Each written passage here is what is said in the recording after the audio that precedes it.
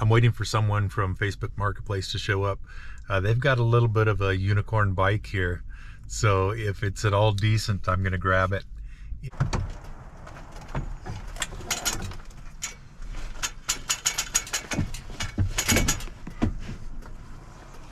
I picked up the bike and I'm on my way home now. It is back here. I'll show you it as soon as we get home, but it's a cool one. Here we have the Paul Turner built Maverick ML7 with the cool forks on it. A couple of guys named Paul Turner and Frank Vogel started a bicycle suspension company, and they called it RockShox. So in 1999, the guys sold off the RockShox company, and soon after, Paul started manufacturing his own hand-built bicycles out of Boulder, Colorado. They manufactured several different models over the years. This is the ML7, and it has a particularly interesting fork on it, which was also hand-built by the guys. 2004, the ML7 here retailed for close to $4,000, and I believe, you guys can correct me if I'm wrong, but I think the fork that's on this was an upgrade as well, so it added cost too.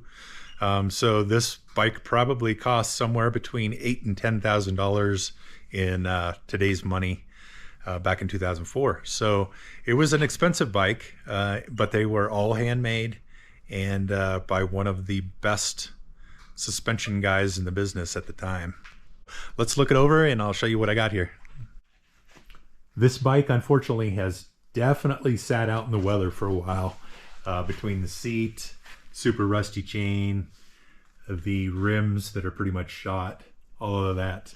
The frame itself, hopefully the forks, hopefully the rear shock and all that, appear to be in okay condition and definitely restorable.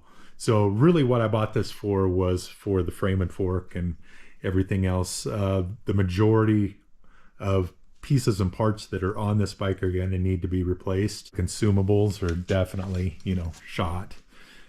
So it's going to take a bit to get it back into shape, but I'm happy to do it because it is such a piece of cycling history here. When I first looked at this bike, I thought this rear wheel had been replaced at some time because it looked sort of silver compared to the black rim on the front, but this is actually just weathered. It is a DT Swiss wheel, which is correct and matches the front here. And I know for a fact that the front rim is original because it has this very specific hub here that works with this fork. Uses this huge axle design, and this is all original here. So if that's original, then this rim is, and if that rim is, then so is this. So what I'll probably end up doing is trying to salvage the rear hub here. Definitely need to use this hub because it goes with the fork, and I'll just lace up a new set of wheels for this. Now the headset bearings are shot. You can see they're beyond notchy. They just lock from point to point. So yeah, I need a new headset for this. What is cool is that the original stem is here, because good luck finding another one of those. Very specific to this fork. So that's here. The front hub's here, which is necessary as well, along with the front axle. So lots of the things that are specific to this bike are actually on it.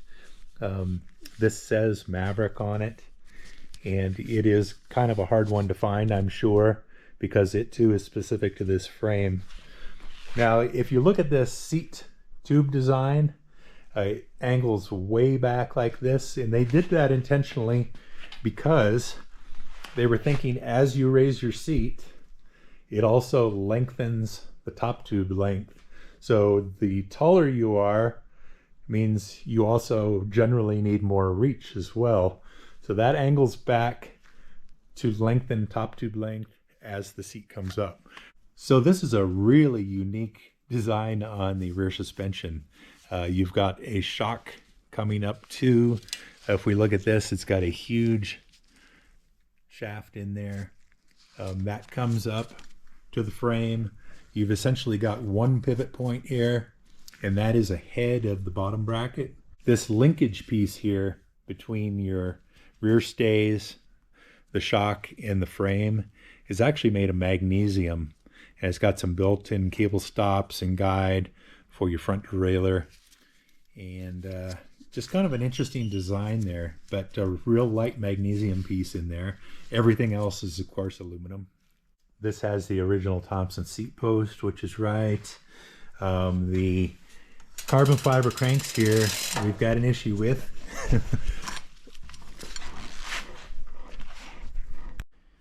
These are air forks. There is a Schrader valve underneath the left cap. The other adjustment here appears to be rebound or dampening. And then this is also an air shock back here. And we've got a Schrader valve right there. This bike has XT components, from brakes to levers. Kind of nice ones here. Nice vintage look there. I'll get those rebuilt and working right.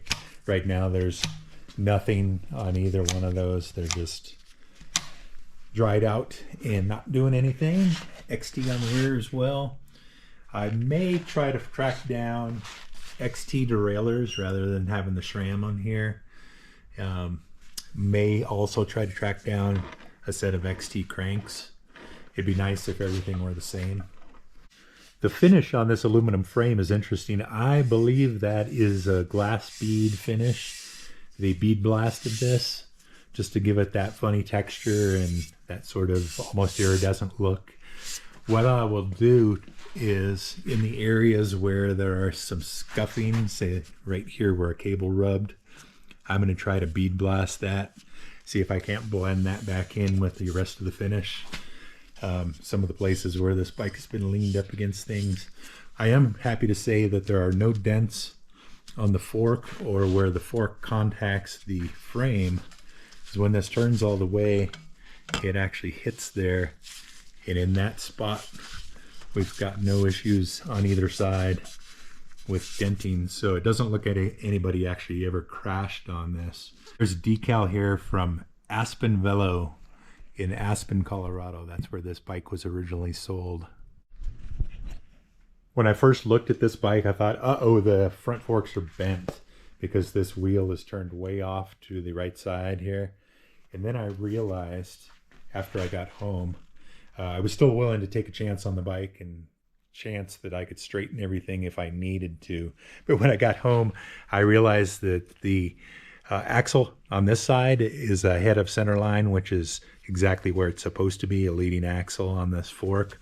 But if you look over here, somebody turned this around, spun this 180 degrees, and the axle is actually behind the center line of the fork. So they've got this right side fork on backwards. So all I need to do is remove the front wheel with the axle, spin this fork leg around, then the fork guard will also be on the front of the fork instead of the rear. But that should put the axle in the correct spot so that it'll straighten out this wonkiness that I got here in the front. One thing that's really cool about these bikes is they dated the head badge so you know exactly when it was built. So looking up here, I got to put my glasses on. You can see the 7/13/04 date right there. That's the day it was built. And then this one says Papa ML7. That's the model number. So my question to you guys is, what is the Papa? So my thinking is they either named these bikes as they made them, or they put the name of the person they were building it for on it. So you guys that know, let me know who Papa is. Okay, thanks. I was just looking online and there appears to be a guy here in my hometown of Golden, Colorado that has parts for these bikes. His name is Ethan, and he used to be a builder for Maverick. So if he's got a hoard of parts still, maybe I can find exactly what I need and get those from him. So what do you guys think? Is this a worthy project? I paid $170 for this bike as it sits. I think it's well worth that considering what it is. Hopefully I can get a hold of Ethan here in Golden and get exactly what I need for this. So you guys stay tuned. This is another project that's in the works. I've got several bikes going simultaneously here. I like to do that because then I'm not just waiting for parts to show up. So once again, everyone, thanks so much for watching. and subscribe to the channel if you find this interesting, and I'll see you on the next video. Thank you.